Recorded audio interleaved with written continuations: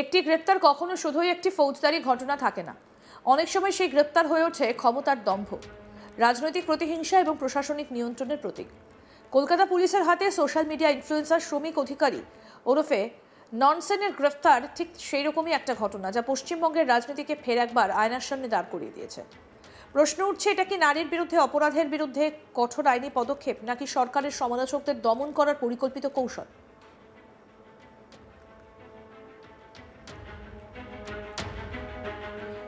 বেহালা থানায় দায়ের হওয়া অভিযোগ অনুযায়ী 2রা ফেব্রুয়ারি 2026 রাত 9:30 থেকে 3রা ফেব্রুয়ারি বিকেল 5টা পর্যন্ত এক 22 বছরের তরুণীকে একটা আবাসিক ফ্ল্যাটে বেআইনিভাবে আটকে রাখা হয়। অভিযোগ, এই দীর্ঘ সময় ধরে তাকে শারীরিকভাবে মারধর করা হয়, তার সঙ্গে একাধিক খারাপ কাজ করা হয় এবং পুরনো ব্যক্তিগত বিবাদের জেরে তাকে ভয় দেখানো এবং হুমকি দেওয়া হয়। অভিযুক্ত হিসেবে নাম উঠে আসে শ্রমিক অধিকারী, যিনি সোশ্যাল মিডিয়ায় ননসেন নামে পরিচিত এবং যিনি দীর্ঘদিন ধরেই রাজ্য সরকারের কড়া সমালোচক হিসেবে পরিচিত মুখ। পুলিশ সূত্রে জানা গিয়েছে, নির্যাতিতা তরুণীর মেডিকেল লিগ্যাল পরীক্ষা এমআর বাঙুর হাসপাতালে করা হয়েছে এবং সেখানে শারীরিক আঘাতের স্পষ্ট চিহ্ন পাওয়া গিয়েছে। তদন্তকারীদের মতে এই মেডিকেল রিপোর্ট মামলার ক্ষেত্রে অত্যন্ত গুরুত্বপূর্ণ প্রমাণ। কিন্তু অভিযোগের পরিধি এখানেই থেমে থাকেনি। 5ই ফেব্রুয়ারি ওই তরুণী ফের বেহালা থানায় একটা অতিরিক্ত অভিযোগ জমা দেন। সেখানে তিনি দাবি করেন 3রা ফেব্রুয়ারি তার সম্মতি ছাড়াই তার সঙ্গে আরও গুরুতর ধরনের খারাপ কাজ করা হয়েছে। মহিলা পুলিশ অফিসারের সামনে তার বিস্তারিত জবানবন্দি রেকর্ড করা হয় এবং সেই ভিত্তিতে মামলায় ভারতীয় ন্যায় সংহিতার 64 নম্বর ধারা যুক্ত করা হয়েছে। একই দিন সন্ধ্যে 7:30 নাগাদ নাগেরবাজার এলাকায় তার মামার বাড়ির সামনে থেকে শ্রমিক অধিকারীকে গ্রেফতার করে পুলিশ জানাচ্ছে তিনি তখন পলাতক ছিলেন এবং প্রযুক্তিগত নজরদারি ও গোপন সূত্রের তথ্যের ভিত্তিতেই তাকে আটক করা সম্ভব হয়েছে।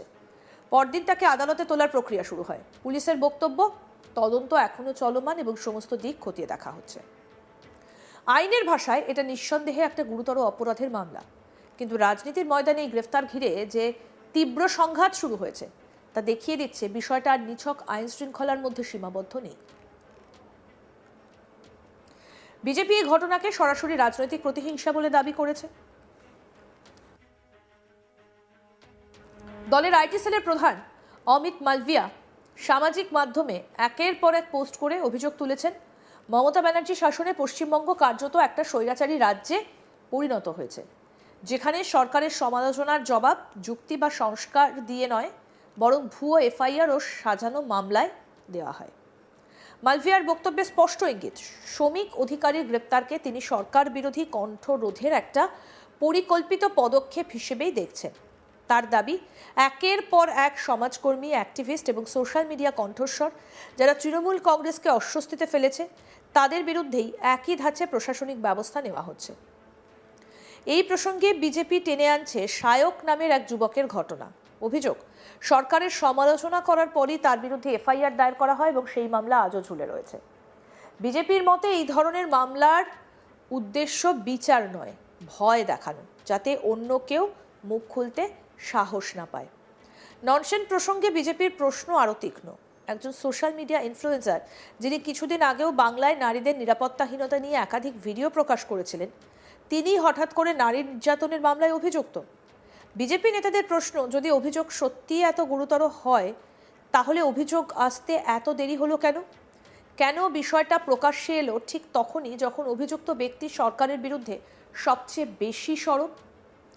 এই প্রশ্নের মধ্যেই সোশ্যাল মিডিয়ায় ছড়িয়ে পড়ে শ্রমিক অধিকারীর সঙ্গে তৃণমূল কংগ্রেস সাংসদ দীপক অধিকারী ওরফে দেবের একটা পুরনো ছবি। বিজেপির একাংশ সেই ছবিটাকে রাজনৈতিক যোগসূত্রের প্রমাণ হিসেবে তুলে ধরার চেষ্টা করলেও তৃণমূল এই প্রচেষ্টাকে উদ্দেশ্যপ্রণোদিত অপপ্রচার বলে দাবি করেছে। তৃণমূল কংগ্রেস এই গোটা বিতর্কে আক্রমণাত্মক অবস্থান নিয়েছে। দলের মুখপাত্র দেবাংশু ভট্টাচার্য বিজেপির বিরুদ্ধে সরাসরি ভিকটিমকে প্রশ্ন করার, রাজনীতি করার অভিযোগ তোলেন। তার বক্তব্য, একজন নারী অভিযোগ করেছেন যে তাকে একটা ঘরে আটকে রেখে খারাপ কাজ করা হয়েছে, আর বিজেপি নেতারা প্রশ্ন তুলছেন কেন তিনি আগে বলেননি, তাকে সো কল্ড ভিকটিম বলে অপমান করা হচ্ছে।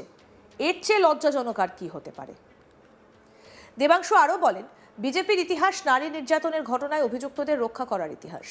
গুজরাট থেকে উত্তরপ্রদেশ একাধিক ঘটনার উদাহরণ টেনে তিনি বলেন, যারা কুলদীপ সেঙ্গারের মতো অভিযুক্তদের বাঁচানোর চেষ্টা করেছে, তারা আজ নৈতিকতার কথা বলছে। তার কটাক্ষ, বাংলা নারী শক্তির পূজার রাজ্য, এখানে নারী নির্যাতনের সাফাই দিলে মানুষ ক্ষমা করবে না। এই পাল্টাপাল্টি রাজনৈতিক আক্রমণের মাঝখানে প্রকৃত প্রশ্নটা ক্রমশ আড়ালে চলে যাচ্ছে।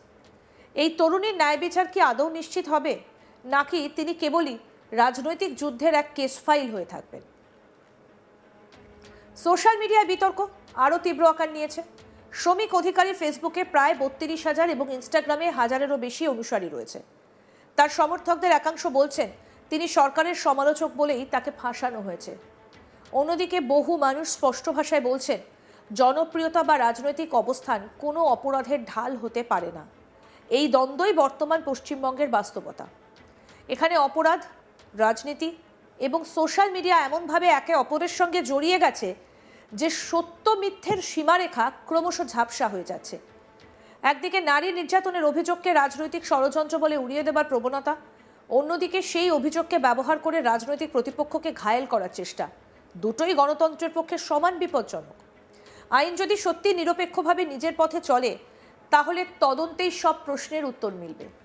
অভিযোগ প্রমাণিত হলে কঠোরতম শাস্তি হবে, আর অভিযোগ মিথ্যে হলে অভিযুক্ত মুক্তি পাবেন।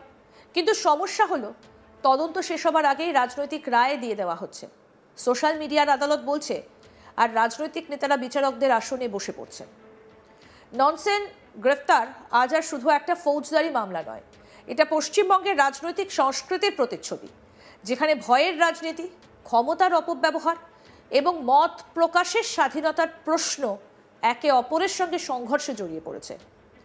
শেষ পর্যন্ত সত্য যাই হোক, এই ঘটনা বাংলার ইতিহাসে থেকে যাবে একটা দৃষ্টান্ত হিসেবে, যেখানে ন্যায় বিচারের প্রশ্নে রাজনীতি কতটা গভীরে হস্তক্ষেপ করতে পারে তার নগ্ন চিত্র প্রকাশ্যে এসেছে।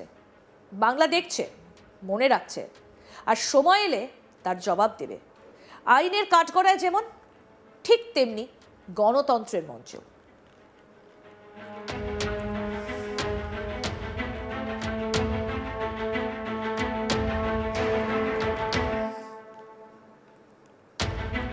আর এই মুহূর্তে দাঁড়িয়ে এই যে দ্বন্দ্ব, এটাই বর্তমান পশ্চিমবঙ্গের বাস্তবতা। এখানে অপরাধ, রাজনীতি, সোশ্যাল মিডিয়া সকলে একে অপরের সঙ্গে এমনভাবে অঙ্গাঙ্গিকভাবে জড়িয়ে গেছে যে সত্য মিথ্যের সীমারেখা ক্রমশ ঝাপসা হয়ে যাচ্ছে।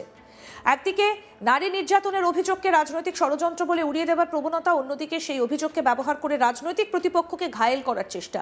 দুটোই গণতন্ত্রের পক্ষে সমান বিপজ্জনক। আইন যদি সত্যি নিরপেক্ষভাবে নিজের পথে চলে, তাহলে তদন্তেই সব প্রশ্নের উত্তর মিলবে। অভিযোগ প্রমাণিত হলে কঠোরতম শাস্তি হবে, আর অভিযোগ মিথ্যে হলে অভিযুক্ত মুক্তি পাবেন। কিন্তু সমস্যা হলো তদন্ত শেষ হবার আগেই রাজনৈতিক রায় দিয়ে দেওয়া হচ্ছে। সোশ্যাল মিডিয়ায় আদালত বসছে, আর রাজনৈতিক নেতারা বিচারকের আসনে বসে পড়ছে। সমস্ত আপডেট পেতে দেখতে থাকুন আজ তাক বাংলা। সাবস্ক্রাইব করুন, নোটিফিকেশন পেতে বেল বাটন অপশন প্রেস করুন।